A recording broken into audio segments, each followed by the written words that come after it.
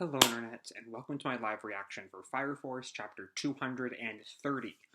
When we last left our heroes, the fight with Hibachi finally ended, with Benimaru doing a combined Nichirin and Akatsuki, which just finally killed him.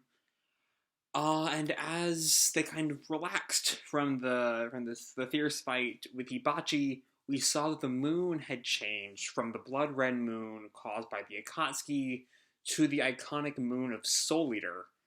Uh, so yeah, we'll see what's going on with that. In chapter 230, the Cataclysm continues, which might be the lamest chapter title in a very long time.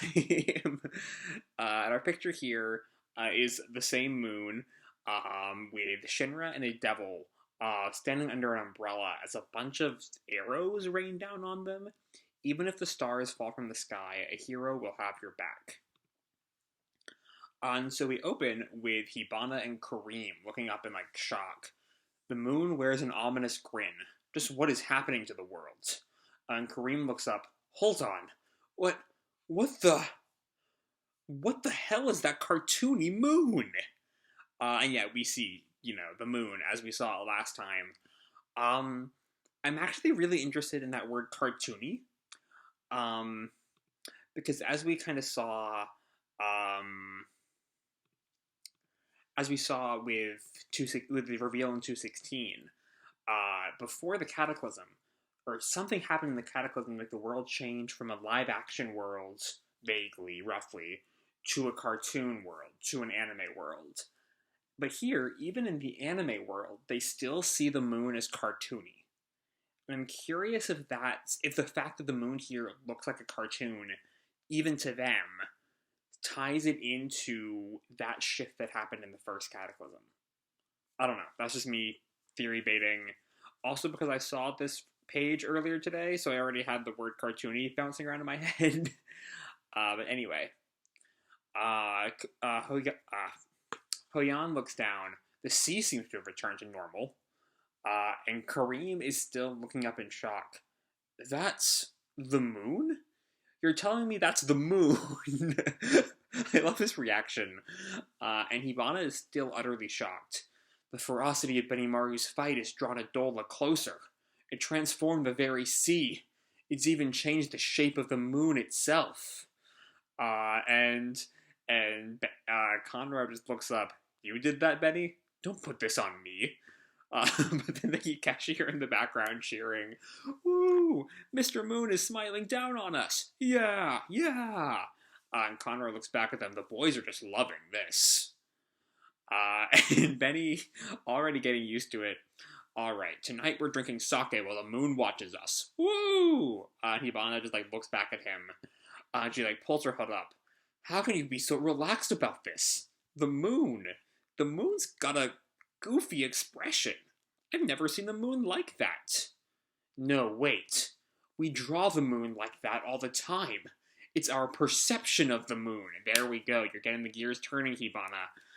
Going back to the theory I pointed out earlier, what if the reason the world looks like this now is because in the prior Cataclysm worlds, just bear with me here, this is going to be huge speculation, everyone were such weebs that their perception of the world was an anime, was a manga.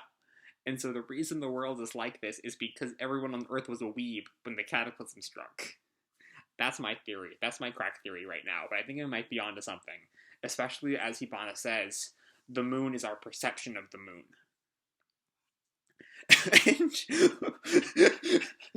pops up but Victor with his afro so big it covers his entire face and holding this giant pill, which means maybe this is a part of the Adolla, because we see he's a doctor, right? So the pill kind of ties him in with the doctor. But either way, Victor says it's perfectly clear to see that this is an effect of the Cataclysm.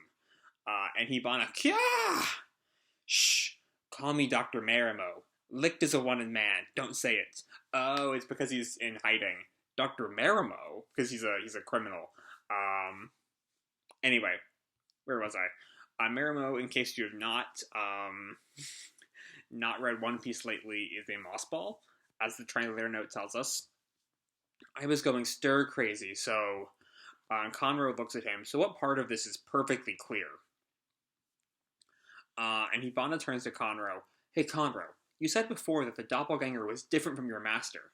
Well, the personality and look were dead on.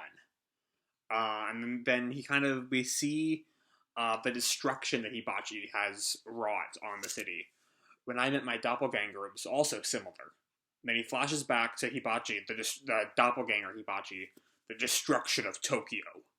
And he compares that with the original Hibachi. But yeah, the master might have been a brute, but he wasn't one for mindless destruction. Licht adds on to that. The Cataclysm is a unification of the world of perception, and the Cataclysm is trying to turn our world into that. Hoyan, that's what Rekka said as well. I don't remember Rekka talking. I thought perception was kind of a thing that was first brought up much more recently than Rekka. Unless Rekka was telling Hoyan about this before his betrayal was made clear, but that does not make any sense. Anyway, Kareem continues. So let's assume Adolla really is a world of perception. The Cataclysm is trying to turn our world into that. Then why doesn't the White Cloud's mission align with that? And Hibana carries the thought. Adolla is an assembly of human ideation, a culmination of human perception. If that's what the White Clouds are after, then that culmination must be death. Wait, what? So I don't quite follow the thinking here. So Adolla is an assembly of human ideation, a culmination of human perception. If that's what the White Clouds are after, then that culmination must be death. I can follow everything until that last sentence. Unless she's saying that death is what the White Clouds perceive life to be? Question mark? I'm not sure. Anyway, so Kareem, then they really are one and the same. Only one pillar remains, until our world merges with Adolla. And Licht, at which point the world will be destroyed. So we're really running out of time here. And Conroe just looks off. This is getting heavy. And Benimaru, well, if it's gonna be destroyed anyway, maybe I should bust up the place first. What a man. What a man. And Conroe kind of pauses for a second. And he turns to Benny. The master already nearly did that. Please stop with the jokes. And just then, I'm trying to see what. So, I guess that's just the pillar behind Benny on the top panel of page 11. It looks like there's something bursting from the top of it and steam actively rising from the bottom, so I'm a little curious. But we see Conroe's image of Benny's doppelganger. I don't want to imagine what would happen if your doppelganger were to appear. Now we come back to the sixth pillar, where Kurono and the second brigade are doing their shit. Hurry and retrieve the Honda missile. We're withdrawing. And then we also see, what's-his-face, the other guy from Haijima, just standing there watching Kurono drag himself out of the water. 1 minute I thought he was going to split into two, and the next he was in 64 pieces. This is why I hate the strong. And his manager tells him, there was just the second here. The town would have been destroyed. Aren't you glad we came to? Well, once we split up, the little ones were weak. I was able to have some fun. Ha ha ha. Well, it's fine then, isn't it? Not really, no. Seemed like the seventh cleared up their pillar as well. I don't see why they couldn't have done all of it. The strongest loves tough guys. The manager comes back to him. He might come for you someday. Spare me. And then he looks up at the pillar. Just one pillar left. What's going to happen then? Demons? Fire? Oh my god, shut up. Kurono has had enough. That's a pay cut. You're the only demon here. And then we come back into town, where we see two people. Oh, I think this is Arrow and Sho, maybe? That makes 7 pillars. It seems the Cataclysm is progressing without any issues. Indeed, the world will fall into ruin whether I'm there or not. However, and yet there's them doing their best to look not like cultists and failing dramatically. Like, what the fuck is Sho wearing? The scarf and the like, whatever this hat is called. Arrow at least looks like maybe vaguely normal. The sash between her skirt and her top is a little much, or the like tighten part. I don't know what the proper term for that is. But God, Sho just and the Argyle socks. Sho, what the fuck are you wearing? Anyway, and so like all the girls, they're like girls in the street, all are like gossiping about Sho. Look, that boy is so cute, it's unreal. Is he an angel? I've never heard of an angel coming to Earth. And Sho looks back at them. He like, kind of fiddles around. Oh, come on. I thought I was fitting into the surface world perfectly. And Arrow looks at him. Shall I assassinate them to avoid drawing suspicion? Not yet. Not yet. I love that.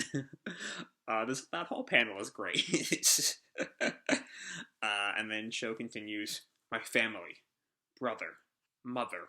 Before the world is destroyed, I want to know about my family. So I guess we're going to have to go... I mean, as I've said before, Sho's sudden redemption arc is really wonky and in no way works. But hopefully good Sho will, like, redeem himself before the show is over. The show is over. And now we come to what might be a hospital? First of all, to continue mocking their outfits, I was wrong about Arrow's outfit. I thought she was wearing a skirt. She's actually wearing pants, but like the parting of pants leg is like halfway between her knee and her feet. None of them have ever... I do love, though, the honesty of the fact that neither of these two have ever worn clothes besides their cultist robes, and so they have no idea what people wear. Anyway, Arrow says to Sho, "This is the Shinjuku Regional Office. Can I really find my family records here?" I mean, that's one way to do it. I never figured he'd just, like, look it up. Mother and I were both presumed dead 12 years ago, but I should be able to learn something about my family through the records. And Arrow tells him, but neither you nor I officially exist in the surface world. How will we request the records? I have no interest in dealing with red tape. Have you forgotten my power? I'll stop time and steal them. Good God. Good God. I, as recently as 2 minutes ago, have talked shit about a show's redemption arc, but honestly, I would give my entire life to see an entire spin-off series of Arrow and Sho trying to adjust to the surface world and failing dramatically. It's the funniest thing. And Sho walks forward. You stay here, Arrow. I won't be long. And then he's already succeeded. They come back to a playground and they start to look at it. And Arrow looks over Sho's shoulder. Commander, is that the Kusakabe family register? As I thought, I'm listed as dead.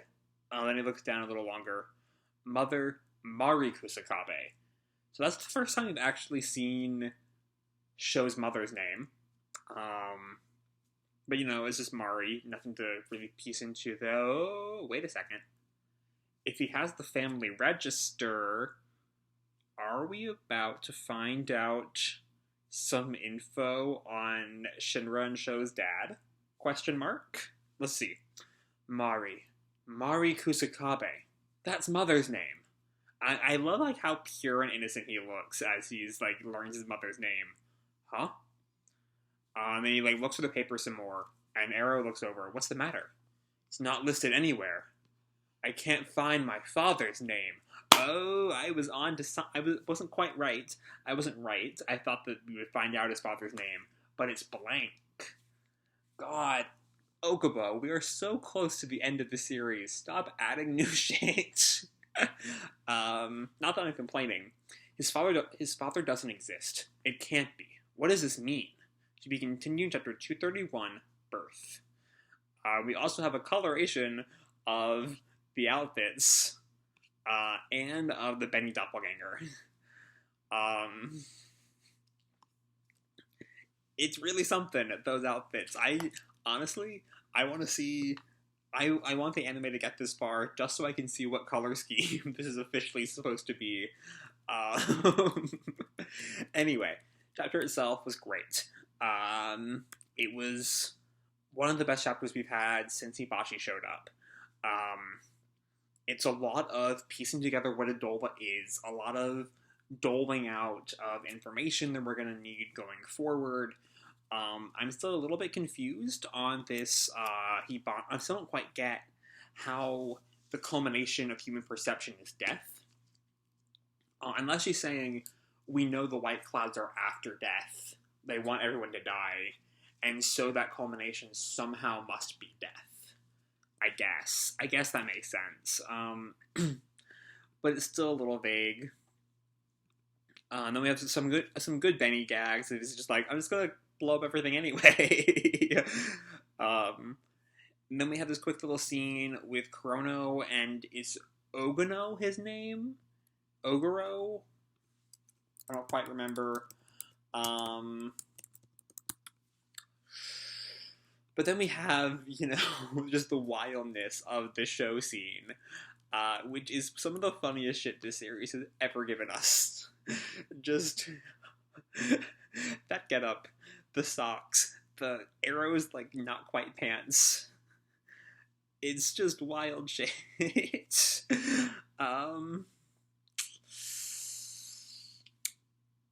But yeah, and then there is the new mystery the series gives us of who were Shinra and Sho's father. And I honestly, there aren't... I'm trying to think of, could it be someone we know? And there aren't any men in the series left. It could be, if it was a missing mother, it could be, the evangelist or something. I could see that being the kind of route that Okubo might go, kind of, giving Sho and Shinra this kind of cosmic place in the world. But the evangelist is a woman, so she can't be their father. The only other men would be, no. I was thinking of men, and the first one to pop up that I could not instantly strike down was Giovanni. And there's no way it's Giovanni. 0 ways Giovanni. But God, what a twist that would be. Anyway. But yeah, that's kind of all we got. We get a lot of thinking about what Adolla could be, a little bit of time with the Hajime duo, and then Sho and Arrow's modern life. And yeah, I can't really wait to see where we're going to go with this. There's so many different ways this could go. Continuing the father, the 8th pillar soon arrival, that will mean the end of the world, which does make me wonder what exactly the human 8 pillars have to do with all of this, because they don't seem to be really involved in the rising of the pillars. So that's a lot of mysteries to go through. But yeah, that's kind of all I've got for this chapter. Hope you all enjoyed the chapter and the video itself. If you did, feel free to drop me a like or subscribe, or, do whatever makes you happy, And remember, your life is your own, okay? Bye!